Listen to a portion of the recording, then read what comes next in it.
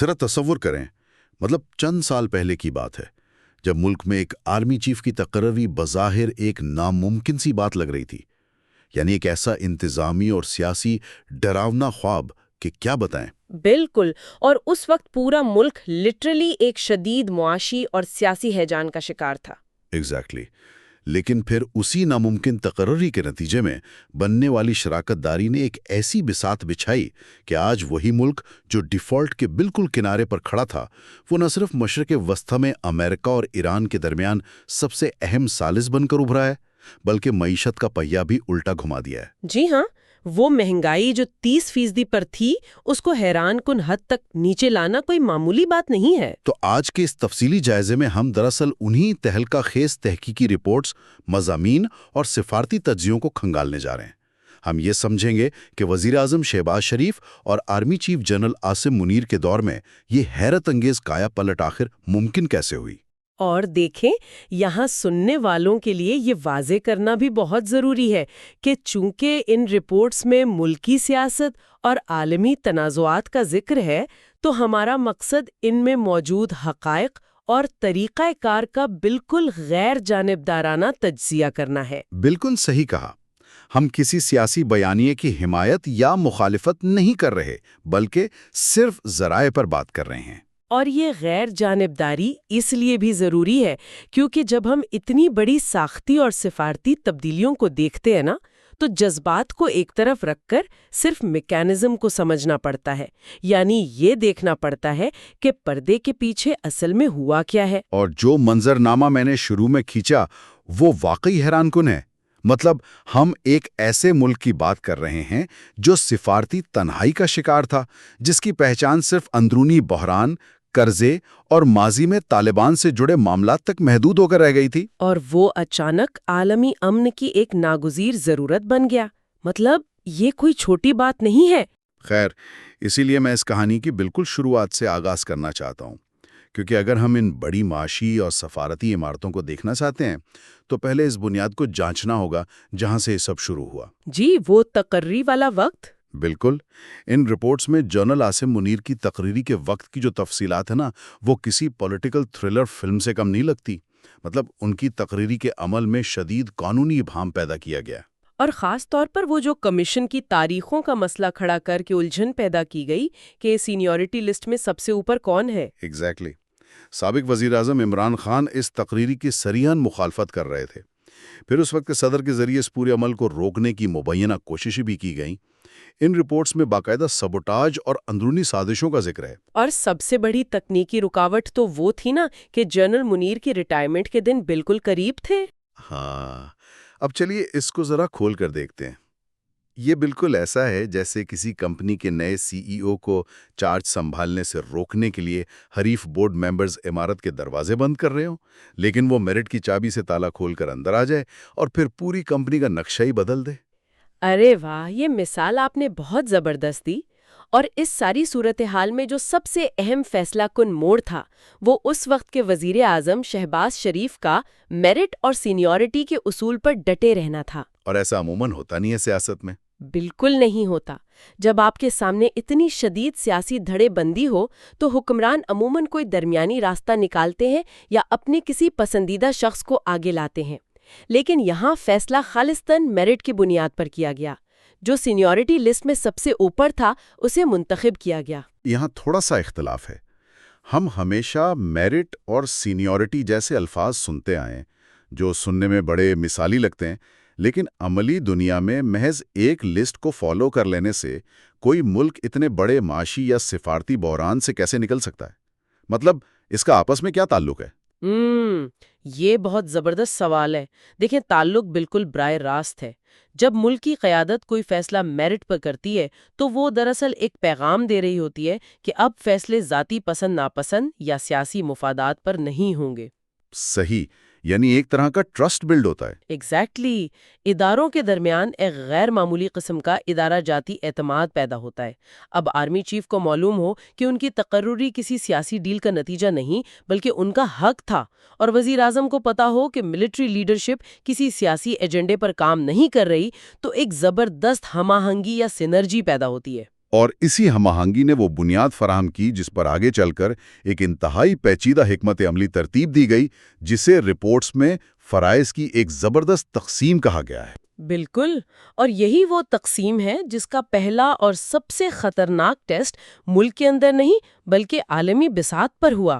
جی ہاں، جب دنیا کی نظریں مشرق وسطیٰ پر تھیں، امریکہ، اسرائیل اور ایران کے تنازع نے پوری دنیا کو ایک نئی جنگ کے دہانے پر لا کھڑا کیا تھا، اور اچانک پاکستان، جسے خود اتنے اندرونی مسائل کا سامنا تھا، وہ عالمی خبروں کا مرکز بن گیا۔ اور ایپسوس سروے کے جو اعداد و شمار آئے وہ بھی یہی بتاتے ہیں کہ 45% پاکستانیوں نے اسے بڑی جیت قرار دیا اور 37% کے مطابق اس سے عالمی تشخص بہتر ہوا۔ تو اس تشخص کی بہتری کی اصل وجہ وہی فرائض کی زبردست تقسیم تھی نا، جس کا آپ ذکر کر رہی تھی؟ جی بالکل، اسے سفارتی حلقوں میں تو باقاعدہ دی شریف منیر ڈاکٹرین کہا جا رہا ہے۔ اب دیکھیں نا، ایک طرف وزیر اعظم شہباز شریف نے انتہائی مہارت سے عوامی اور سیاسی محاذ کو سنبھالا۔ ہاں، انہوں نے کھلے عام اسرائیلی حملوں کی شدید مذمت کی اور ایران کے دفاع کی وکالت کی۔ اس سے انہوں نے اندرون ملک اور مسلم دنیا میں عوامی جذبات کی بڑی اچھی ترجمانی کی۔ ایگزیکٹلی۔ لیکن دوسری طرف اسی دوران army chief general Asim Munir بالکل خاموشی سے ایک انتہائی مؤثر خفیہ سفارتی مہم، جسے ہم بیک چینل ڈپلومیسی کہتے ہیں، وہ چلا رہے تھے۔ اور ان رپورٹس میں مئی 2025 کی جنگ بندی کے دوران ہونے والے رابطوں کی جو تفصیلات ہیں، لٹرلی وہ چشم کشاں ہیں۔ مطلب اس حساس وقت میں صدر ٹرمپ سے ان کا براہ راست رابطہ قائم ہونا، پھر استنبول میں ایرانی حکام کے ساتھ ان کی 90 منٹ کی طویل ملاقات، اور اسی طویل بیک چینل سفارتکاری کا نتیجہ تھا کہ 47 سال بعد، مطلب سوچیں 47 سال کے طویل عرصے کے بعد، امریکہ اور ایران کے درمیان براہ راست مذاکرات کے لیے اسلام آباد ٹاکس کا انعقاد ممکن ہوا۔ یہ جو خفیہ سفارتکاری ہے، اس میں اعتماد سازی واقعی کمال کی رہی ہوگی۔ بہت زیادہ۔ اب دیکھیں، جنرل منیر کا وائٹ ہاؤس میں صدر ٹرمپ کے ساتھ ظہرانہ کرنا ایک غیر ملکی فوجی قیادت کے لیے سفارتی پروٹوکول کے لحاظ سے ایک غیر معمولی واقعہ ہے۔ یہ بتاتا ہے کہ تعلقات کتنی اعلیٰ سطح پر استوار ہوئے ہیں، اور ویسے بھی پاکستان کی خفیہ سفارتکاری کی ایک پرانی تاریخ ہے۔ جی، وہ 1971 کی دہائی والی بات؟ جی ہاں، اس وقت سرد جنگ کے دوران امریکہ اور چین کے درمیان جو برف پگھلی تھی نا، وہ پاکستان ہی کے ذریعے ممکن ہوئی تھی۔ آج دہائیوں بعد پاکستان نے بالکل ویسا ہی کردار امریکہ اور ایران کے درمیان ادا کیا ہے۔ یہ تاریخی حوالہ واقعی بہت دلچسپ ہے، لیکن میرے ذہن میں یہاں ایک اور سوال کھٹک رہا ہے۔ جی بتائیں۔ اگر ہم مشرق وسطیٰ کی سیاست دیکھیں تو وہاں عمان اور قطر جیسے ممالک دہائیوں سے موجود ہیں، ان کے پاس بے پناہ وسائل ہیں، وہ روایتی طور پر امریکہ اور ایران کے درمیان ثالثی کرتے بھی آئے ہیں، تو پھر اچانک اتنے حساس اور باروج سے بھرے تنازع میں پاکستان ہی کیوں ناگزیر ہو گیا؟ مطلب قطر یا عمان کیوں نہیں؟ یہ اس پورے سفارتی جائزے کا میں کہوں گی سب سے کلیدی نقطہ ہے۔ اب دیکھیں، عمان اور قطر بلا شبہ بہترین ثالث رہے ہیں، لیکن اس مخصوص صورتحال کی حرکیات بالکل مختلف تھیں۔ وہ کیسے؟ کیونکہ جب جنگ سر پر منڈلا رہی ہونا، تو سفارتکاری صرف نیک نیتی پر نہیں بلکہ زمینی حقائق پر کام کرتی ہے۔ سب سے پہلی بات، پاکستان خطے کی واحد ایٹمی طاقت ہے۔ اس کے بعد دنیا کی دوسری بڑی شیعہ آبادی پاکستان میں ہے، جو ایران کے ساتھ ثقافتی سطح پر ایک گہرا رشتہ بناتی ہے۔ صحیح۔ لیکن وہ عنصر جس نے خلیجی ممالک کے مقابلے میں پاکستان کا پلڑا بھاری کیا، وہ ایک خالصتاً عسکری اور جغرافیائی حقیقت تھی۔ ہاں، آپ ان فوجی اڈوں کی بات کر رہی ہیں نا؟ ایگزیکٹلی۔ روایتی خلیجی ممالک جیسے قطر یا عمان میں امریکہ کے بڑے فوجی اور فضائی اڈے موجود ہیں۔ اب آپ خود سوچیں، جب ایران اور امریکہ میں جنگ کا خطرہ ہو، تو کیا ایران ایک ایسے ثالث پر اعتماد کر سکتا ہے جس کی زمین پر دشمن کے بمبار طیارے کھڑے ہوں؟ ارے ہاں، یہ تو مفادات کا بہت بڑا ٹکراؤ ہے۔ پاکستان کی امریکہ کے ساتھ اسٹریٹجک شراکت داری ہے، چین کے ساتھ فولادی دوستی ہے، خلیجی ممالک کے ساتھ گہرے برادرانہ تعلقات ہیں، لیکن اس نے اپنی جغرافیائی غیر جانبداری کو برقرار رکھا ہے۔ اور یہی وہ چیز تھی جس نے ایران کو یقین دلایا کہ پاکستان ایک محفوظ اور 100% غیر جانبدار ثالث ہے۔ جی بالکل. یہ بات واقعی سوچنے پر مجبور کرتی ہے کہ جس چیز کو ماضی میں ہماری تنہائی کا سبب سمجھا جا رہا تھا کہ ہم کسی ایک بلاک کا حصہ نہیں بن رہے، وہی غیر جانبداری عالمی بساط پر ہماری سب سے بڑی طاقت بن گئی. بالکل ایسا ہی ہے. خیر، اب ہم تصویر کے دوسرے رخ کی طرف آتے ہیں، کیونکہ دیکھیں، بین الاقوامی اعتماد صرف تصویریں کھنچوانے یا امن ایوارڈز لینے تک تو محدود نہیں رہتا. جب عالمی طاقتیں اور سرمایہ کار آپ پر اعتماد کرتے ہیں تو پیسہ بھی آتا ہے. اور معیشت اور سفارت کاری دراصل ایک ہی زنجیر کی دو کڑیاں ہیں.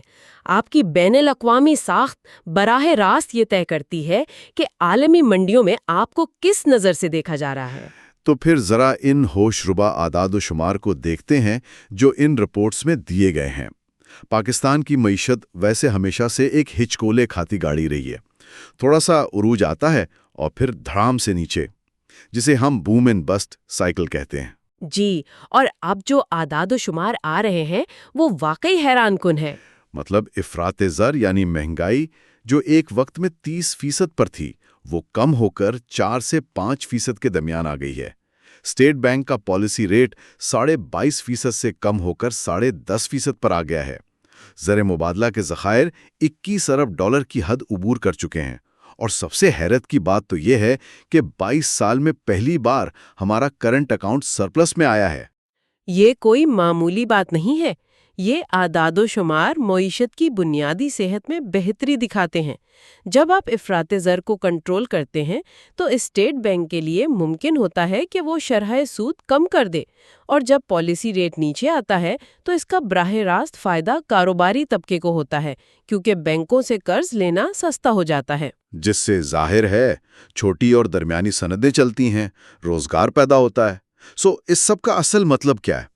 میں اگر اسے ایک میڈیکل مثال سے سمجھاؤں نا، تو یہ ایسا ہے کہ ایک مریض جو کچھ عرصہ پہلے ICU میں لائف سپورٹ پر تھا، وہ نہ صرف اپنے پیروں پر کھڑا ہو گیا ہے بلکہ اب میراتھن دوڑنے کی تیاری کر رہا ہے. بہت خوبصورت مثال دی آپ نے. لیکن ایک منٹ، مجھے یہاں تھوڑی سی تنقید بھی کرنے دیں. یہ ساری باتیں اپنی جگہ درست ہیں، لیکن ہم نے ماضی میں بھی تو یہی دیکھا ہے کہ اچانک دوست ممالک سے کچھ ارب ڈالرز آ جاتے ہیں، مارکیٹ میں جان آ جاتی ہے اور ہم اسے معاشی ترقی سمجھ بیٹھتے ہیں. صحیح کہہ رہے ہیں. اب جیسے ذرائع بتا رہے ہیں کہ سعودی عرب کی طرف سے 5 ارب ڈالر، UAE کی طرف سے 2 ارب ڈالر اور ازبکستان کی طرف سے 3.4 ارب ڈالر کی سرمایہ کاری آئی ہے. کیا یہ حقیقت میں پرانے قرضوں کو ہی سرمایہ کاری کا خوبصورت نام دے کر پیش نہیں کیا جا رہا؟ مطلب اس بار مختلف کیا ہے؟ یہ وہ سوال ہے جو واقعی ہر باشعور انسان کے ذہن میں آنا چاہیے. لیکن دیکھیں، اس بار فرق صرف الفاظ کا نہیں ہے، بلکہ اعداد و شمار کی نوعیت ہی مختلف ہے. ماضی میں دوست ممالک جو پیسہ اسٹیٹ بینک میں رکھواتے تھے وہ خالصتاً قرض ہوتا تھا تاکہ ہم اپنا کرنٹ اکاؤنٹ خسارہ پورا کر سکیں، یعنی امپورٹ کا بل ادا کر سکیں. بالکل. لیکن اس بار جو پیسہ آ رہا ہے وہ ایکویٹی یا حصہ داری کی صورت میں آ رہا ہے. یہ پیسہ کان کنی اور IT کے منصوبوں میں لگ رہا ہے. اب جب کوئی ملک آپ کے معدنی وسائل یا IT سیکٹر میں ایکویٹی لیتا ہے تو وہ اپنا پیسہ ایک پیداواری عمل میں لگا رہا ہوتا ہے جس سے دولت پیدا ہوتی ہے، نہ کہ صرف پرانے قرض اتارے جاتے ہیں. تو مطلب ہم کنزمپشن بیسڈ اکنامی سے انویسٹمنٹ اور ایکسپورٹ بیسڈ اکنامی کی طرف جا رہے ہیں. جی ہاں، یہ ایک حقیقی ساختی تبدیلی یا اسٹرکچرل شفٹ ہے. اس تبدیلی کو سمجھنے کے لیے میرے ذہن میں ایک مثال آ رہی ہے. یہ بالکل ایسا ہے جیسے آپ کے گھر کی چھت پر رکھا پانی کا ٹینک لیک ہو رہا ہو. ہاں. ماضی میں ہم یہ کرتے تھے کہ دوست ممالک سے پانی کی بالٹیاں ادھار مانگ کر ٹینک بھرنے کی کوشش کرتے تھے، جو کچھ دن میں پھر خالی ہو جاتا تھا. ہاں بالکل. لیکن اس بار یہ ہوا ہے کہ ایک طرف ہم نے IT اور کانکونی کے ذریعے اپنی ایک نئی پائپ لائن بچھا لی ہے تاکہ پانی خود پیدا ہو، اور دوسری طرف FBR میں ٹریک اینڈ ٹریس سسٹم جیسی ڈیجیٹلائزیشن لا کر اس ٹینک کے سارے سوراخ بند کر دیے ہیں. اور اس سوراخ بند کرنے والے عمل کا نتیجہ یہ نکلا ہے کہ ٹیکس ریونیو میں 42% کا زبردست اضافہ دیکھنے میں آیا ہے. رپورٹس بتاتی ہیں کہ ٹیکس ٹو GDP تناسب جو سالوں سے 9% پر رکا ہوا تھا وہ بالآخر 10.5% کو عبور کر گیا ہے. ارے واہ! جب آپ پیداواری لائن پر ہی ٹریک اینڈ ٹریس سسٹم لگا کر سٹیمپنگ کر دیتے ہیں تو چیزوں کا بلیک مارکیٹ میں جانا ناممکن ہو جاتا ہے، اور اسی کا نتیجہ ہے کہ عوام اور سرمایہ کاروں کا اعتماد اس حد تک بحال ہوا کہ اسٹاک مارکیٹ نے 1,61,000 کی تاریخی بلندی کو چھو لیا، اور بیرون ملک مقیم پاکستانیوں نے بھی 38.3 ارب ڈالر کی ریکارڈ ترسیلات زر بھیجیں. واہ، اعداد و شمار بلا شبہ متاثر کن ہیں، لیکن ہم سب جانتے ہیں کہ کاغذ پر بنے شاندار منصوبوں اور ان کی عملی تکمیل کے درمیان ایک بہت گہری کھائی ہوتی ہے۔ اب ہم ذرا حقیقت کا سامنا کرتے ہیں اور مستقبل کی طرف دیکھتے ہیں۔ جی بالکل۔ ذرائع نے کچھ پرکشش اہداف کا ذکر کیا ہے، جیسے 2030 تک آئی ٹی ایکسپورٹس کو $15 ارب تک لے جانا، ٹیکس کا تناسب 15% تک بڑھانا اور پی آئی اے سمیت دیگر خسارے والے اداروں کی نجکاری کرنا۔ یہ سب سننے میں بہت زبردست لگتا ہے، لیکن ان کی راہ میں اصل رکاوٹیں کیا ہیں؟ رکاوٹیں بہت واضح ہیں اور رپورٹس میں ان کی باقاعدہ نشاندہی بھی کی گئی ہیں۔ دراصل 2 طرح کے چیلنجز ہیں، ایک بیرونی اور دوسرے اندرونی۔ بیرونی خطرات میں تیل کی بین الاقوامی قیمتوں کا اچانک بڑھ جانا یا پھر امریکی معیشت کا کساد بازاری کا شکار ہو جانا شامل ہیں، اور ساتھ ہی ہمارے بھاری بیرونی قرضوں کی ادائیگی کی تلوار بھی لٹک رہی ہے۔ صحیح۔ لیکن کیا یہ سچ نہیں کہ اس سے کہیں بڑا خطرہ ہمارے اپنے اندر موجود ہے؟ مطلب ہم نے دہائیوں سے سنا ہے کہ فلاں ادارے کی نجکاری ہونی ہے یا ٹیکس کا دائرہ بڑھانا ہے، لیکن جب وقت آتا ہے تو سیاسی دباؤ، ٹریڈ یونینز کے احتجاج اور حکومتی مصلحتیں ان سارے منصوبوں کو فائلوں میں دفن کر دیتی ہیں۔ اس عمل درآمد کے فقدان، جسے ہم امپلیمنٹیشن گیپ کہتے ہیں، کو اس بار کون روکے گا؟ آپ نے بالکل دکھتی رگ پر ہاتھ رکھا ہے۔ نجکاری، خاص طور پر پی آئی اے یا بجلی کی تقسیم کار کمپنیوں کی، یہ محض ایک معاشی فیصلہ نہیں ہوتا، یہ ایک انتہائی مشکل سیاسی فیصلہ ہوتا۔ جی ہاں، نوکریوں اور ووٹوں کا مسئلہ ہوتا ہے۔ ایگزیکٹلی۔ اس بار جو چیز مختلف نظر آ رہی ہے اور جس نے اب تک ان رکاوٹوں کو روکے رکھا ہے، وہ دراصل وہی سول ملٹری ہم آہنگی ہے جس سے ہم نے آج کی گفتگو کا آغاز کیا تھا۔ اچھا، یعنی وہی ہم آہنگی جو ایک تکراری سے شروع ہوئی تھی؟ جی بالکل۔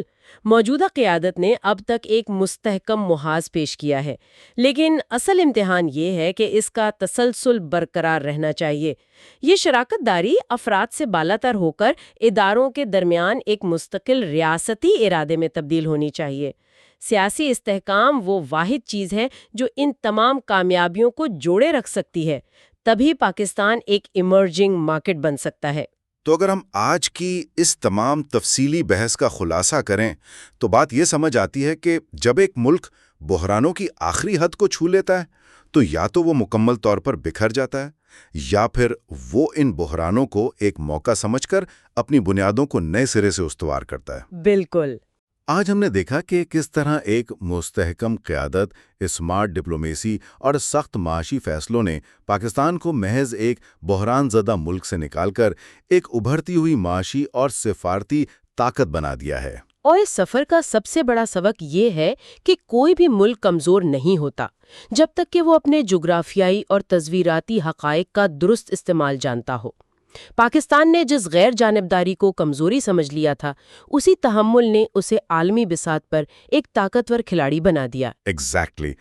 اور بالکل اسی مقام پر ان تمام شاندار حقائق اور کامیابیوں کے باوجود ان ذرائع کا مطالعہ کرنے کے بعد میرے ذہن میں ایک ایسا سوال ابھرتا ہے جو شاید ہماری آج کی گفتگو کے دائرے سے تو باہر ہے، لیکن اس پر غور کرنا بہت ضروری ہے۔ اچھا، وہ کیا سوال ہے؟ سوال یہ ہے کہ آج کے ذرائع سے یہ تو ثابت ہوتا ہے کہ پاکستان عالمی سطح پر ایک غیر جانبدار اور قابل اعتماد ثالث کا کردار ادا کر رہا ہے، مطلب وہ دنیا کے بڑے تنازعات تو کامیابی سے سلجھا رہا ہے۔ اندرونی انتہائی منقسم اور پولرائزڈ سیاسی ماحول میں بھی لا پائے گا۔ یہ واقعی ایک بہت گہری اور سنجیدہ سوچ ہے۔ کیا عالمی ثالث بننے کی یہ بیرونی کامیابی اس کے اندرونی تشخص کو بھی ہمیشہ کے لیے بدل دے گی؟ سننے والوں کے لیے یہ ایک ایسا سوال ہے جس پر ضرور سوچئے گا۔ جی ہاں، بالکل سوچنے والی بات ہے۔ خیر، آج کے اس تفصیلی جائزے میں ہمارے ساتھ اس دلچسپ سفر پر رہنے کا بہت شکریہ۔ حقائق کو کھوجنے اور پردے کے پیچھے چھپی کہانیوں کو سمجھنے کا یہ سلسلہ آگے بھی جاری رہے گا۔ اپنا خیال رکھیے گا۔